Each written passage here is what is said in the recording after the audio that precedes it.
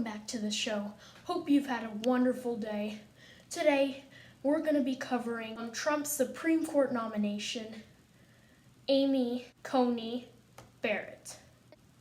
And the question is, who is Amy Coney Barrett? Find out in today's video.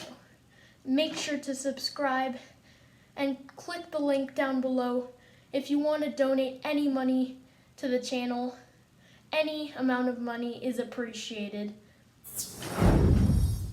From New Orleans, Louisiana, Amy Coney Barrett was born January 28, 1972, and is an American lawyer, jurist, and academic who serves as a circuit judge on the U.S. Court of Appeals for the Seventh Circuit.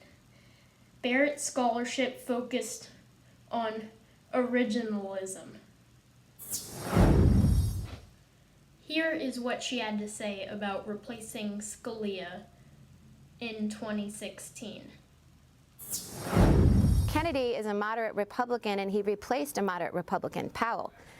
We're talking about Justice Scalia, the staunchest conservative on the court, and we're talking about him being replaced by someone who could dramatically flip the balance of power on the court. It's not a lateral move. And finally, the reality is we live in a different time. Confirmation hearings have gotten far more contentious.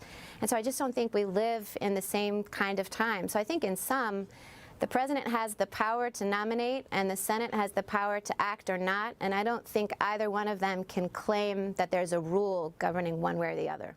Barrett is a practicing Catholic.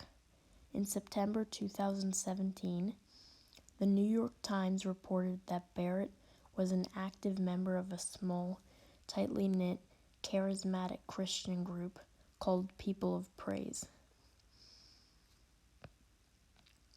If you don't know, if Barrett were to be elected, she would be the sixth Catholic person ever to be on the Supreme Court.